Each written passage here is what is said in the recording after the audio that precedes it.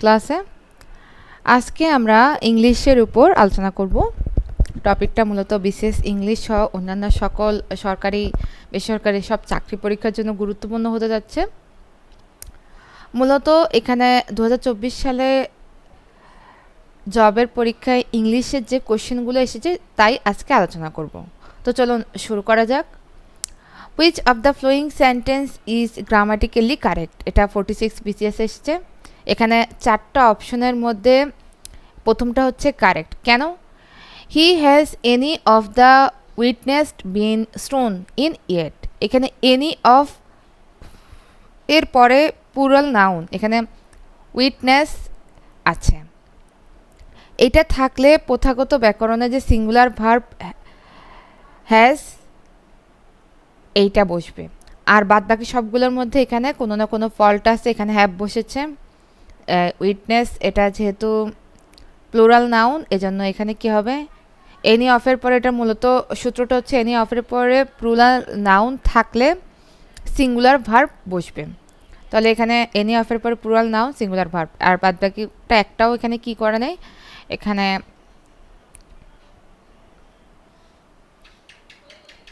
এইখানে ভুল করেছে, এখানে বিন দেওয়া আছে কিন্তু এখানে বিং দেওয়া আছে, যার জন্য এই 3 নাম্বারটা হলো না। তাহলে এখানে কারেক্ট আনসার হচ্ছে has any of the witness been shown in yet. Okay, next. Come on, it's time to go home. Here the word home is a an. এইটা এখানে হোমটা কি? এখানে হোমটা হচ্ছে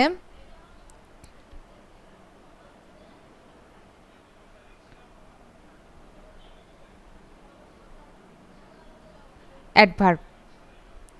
এখানে গো হচ্ছে একটা ইনটেনজেটিভ ভার্ব, এরপরে এই যে হোম বসেছে এখানে গো হোম।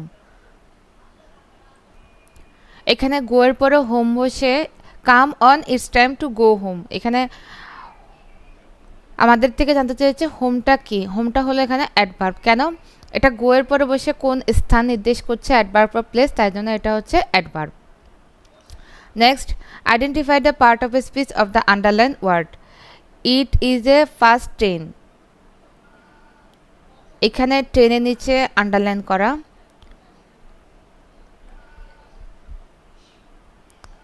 এইখানে এই ফার্স্টটা কি সেটা জানতে চাওয়ানো হয়েছে, সরি ট্রেনের না, ফার্স্টের নিচে হচ্ছে আন্ডারলাইনটা।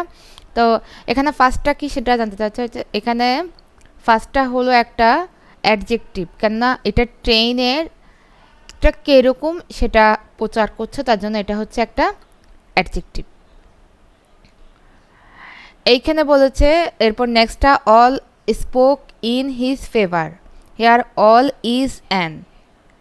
এখানে অলটা কি সেটা জানতে চাওয়া হয়েছে। অলটা হলো এখানে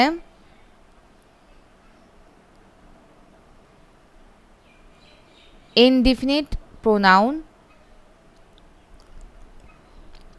এটা হচ্ছে একটা প্রোনাউন। কেন? অল এখানে সরাসরি বাক্যের সাবজেক্ট হিসেবে কাজ করেছে। এখানে এটাই হচ্ছে কি নাউনের পরিবর্তে যা বসে তাই হচ্ছে কি প্রোনাউন, আমরা জানি, তার জন্য এটা হচ্ছে একটা প্রোনাউন। আর অলটা হচ্ছে indefinite pronoun. What is the noun form of the verb depart? ডিপার্টের নাউন ফর্ম কি হবে সেটা জানতে চাওয়া হয়েছে। ডিপার্টের নাউন ফর্ম হলো ডিপারচার।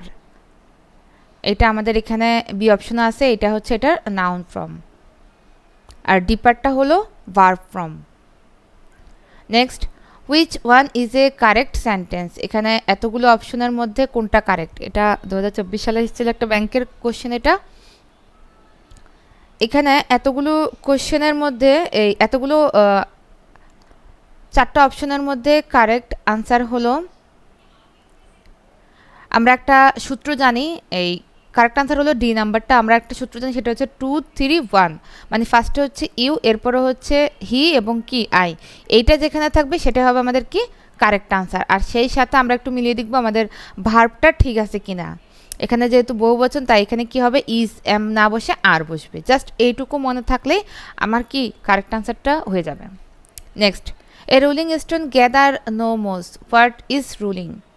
এটা সবচেয়ে ইম্পর্টেন্ট, এটা পরীক্ষায় এসেছে।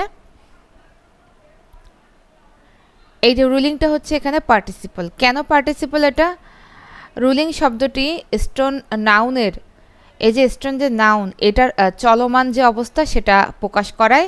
এটা একটি কি পার্টিসিপল বা অ্যাডজেক্টিভ।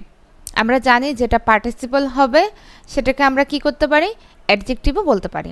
তাহলে এখানে রুলিংটা কি একটা পার্টিসিপল। কেন? এই স্টোনের কীরূপ অবস্থা আছে যেটা আমরা অ্যাডজেক্টিভে দেখতে পারি সেই কাজ করছে, তাই এটা হচ্ছে একটা কি পার্টিসিপল। আমার আরেকটি কথা, আমার যদি কোনো কোশ্চেনের ব্যাখ্যা আপনাদের সন্দেহজনক মনে হয় আপনারা অবশ্যই কমেন্টে জানাবেন। Next, choose the correct sentence. এখান থেকে আমার কারেক্ট সেন্টেন্স কোনটা সেটা আমার থেকে খুঁজে বের করতে হবে। এখানে কারেক্ট সেন্টেন্স হলো বি নাম্বারটা, 10 Miles is a long distance. কেন কারেক্ট? এখানে আমরা সাধারণত জানি দূরত্ব, সময় বা অর্থের যে পরিমাণ সমষ্টিগতভাবে একক একক হিসেবে বিবেচিত হলে সিঙ্গুলার ভার্ব ইজ বসে। এখানে 10 মাইলস, এটা আমরা বলতে গেলে 10 মাইল, আমরা একসাথে কি না সমষ্টিগতভাবে আমি 10 মাইল একসাথে বোঝাচ্ছি, আমি আলাদা আলাদা বোঝাচ্ছি না। আলাদা আলাদা হলে কিন্তু আমার কি হতো, এমনিতে ইজ হতো, সেটা আমরা সবাই জানি। কিন্তু ওই যে দূরত্ব, সময় বা অর্থের যে পরিমাণ সেটা সমষ্টিগতভাবে একক একক হিসেবে বিবেচিত হলে, এখানে সমষ্টিগতভাবে এটা লম্বা যে ডিস্টেন্সটা সেটা আমরা কি করেছি, একসাথে বোঝাচ্ছি, যার জন্য এখানে কী হবে, আমাদের সিঙ্গুলার ইজ হবে। What is the plural form of crisis? ক্রাইসিসের প্লুরাল ফর্ম কি হবে? ক্রাইসিসের প্লুরাল ফর্ম এখানে হবে হচ্ছে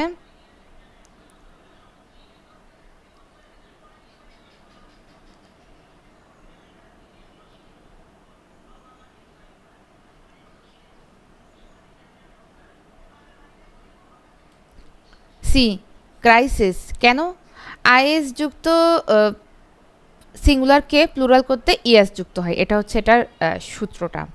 next, change the voice, who is calling me? এটা আমরা সবাই জানি, অনেক ইজি একটা কোশ্চেন। এইখানে হবে কারেক্ট আনসার হচ্ছে A, by whom am I being called. আমি এক্সপ্লেনটার করলাম না, এটার সূত্র অনুযায়ী, রুল অনুযায়ী এখানে কি কি হবে আমরা সবাই মোটামুটি এটা জানি। The word homely is a অথবা অ্যান, এটা কি হবে? হোমলিটা হচ্ছে বেসিক্যালি একটা নাউন। হোমলি নাউনের সাথে অ্যালয় যুক্ত হলে সেটা সাধারণত, সরি, হোমলি নাউন না, হোমলিটা হবে একটা অ্যাডজেক্টিভ। যদি হোম থাকতো সেটা নাউন হতো, এখানে হোমের সাথে অ্যালয় যুক্ত থাকার কারণে এটা হলো কি আমার adjective. The programmatic approach dash the project success, এখানে কি হবে?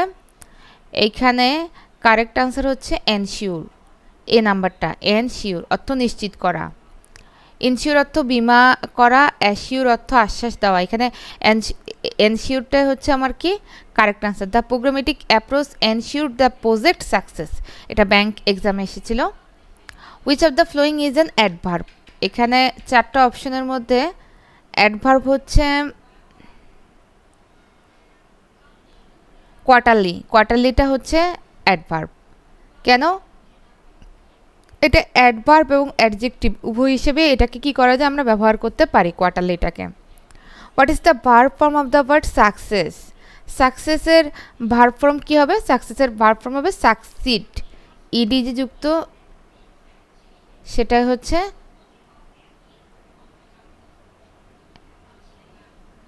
আর সাকসেসটা কি, এটা হচ্ছে noun.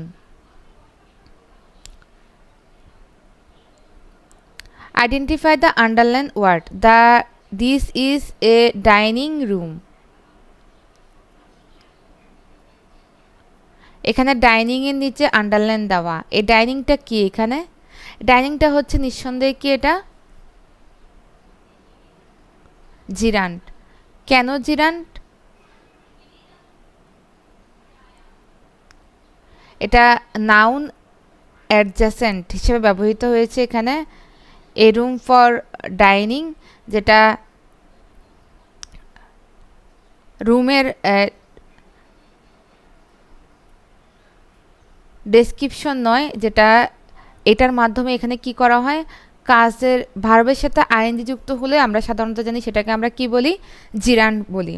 A room for dining এখানে উদ্দেশ্য বা কাজ করার উপাদান, যার জন্য এটা কি আমাদের জিরান্ড।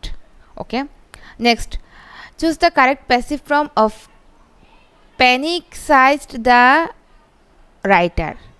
এইটার আমার কি করতে হবে, এখানে প্যাসিভ ফর্মটা বের করতে হবে।